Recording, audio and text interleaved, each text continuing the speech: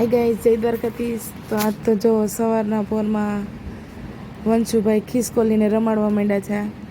વંશુ અને વિશુ ખિસકોલીને રમાડતા હતા અને વંશુના થોડાક ફોટા પડાવ્યા. અને વંશુને તો જરાય બીક તો નહોતી લાગતી ખિસકોલીથી. અમને લોકોને હતું કે બીક લાગશે, પણ એ તો મસ્તીની રમાડતો હતો. અને પછી અમે લોકો ગામમાં વયા ગયા હતા થોડી ઘણી વસ્તુ લેવા માટે. અને વસ્તુ લઈને આવ્યા ને તો અમે બધા ક્લે રમવા માંડ્યા હતા. મતલબ હું, વનરાજ, વિશુ, દીદી, અમે બધા ક્લેમાંથી કંઈક વસ્તુ બનાવતા હતા. બરાબર, જેમ કે કોકે ચાંદો બનાવ્યો હતો, કોકે ગલુડિયું બનાવ્યું હતું, કોકે બતક બનાવ્યું હતું, આ યલો કલરનું કંઈક બનાવ્યું હતું, એક ટ્રી બનાવ્યું હતું. આવી બધી વસ્તુ બનાવી હતી.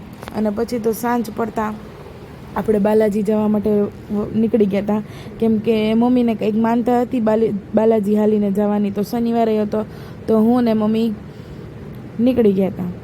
અને વચ્ચે થોડો ઘણો થાકે લાગતો હતો, પણ મજા આવતી હતી. અને સાંજ પડતા કલાક દોઢ કલાકમાં તો આપણે ત્યાં પહોંચી ગયા હતા. અને ત્યાં એટલું શાંત વાતાવરણ હતું કે વાત ન પૂછો. જો તમે ભગવાનના દર્શન કરી લો. બરાબર, મારી મમ્મી કહેતી હતી કે જ્યારે એ લોકો આ મંદિર આવતા ને ત્યારે આ મંદિર સાવ નાનકડું હતું. અત્યારે તો રિનોવેશન કરી અને બહુ મોટું કરી નાખ્યું હતું. અને ઘડીક વારમાં વિશુ ને વંશુ એ લોકો આવી ગયા હતા. હાલીને તો ખાલી હું ને મમ્મી જઈ હતા. અને આરતી ચાલુ થઈ ગઈ હતી. જો વંશુભાઈને કેવી મજા આવતી હતી. અને પછી આરતી પતાવી અને આપણે બહાર નીકળી ગયા હતા.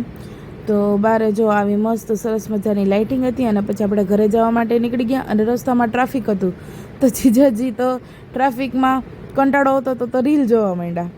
તો આવો હતો આજનો દિવસ. વળી પાછા કાલે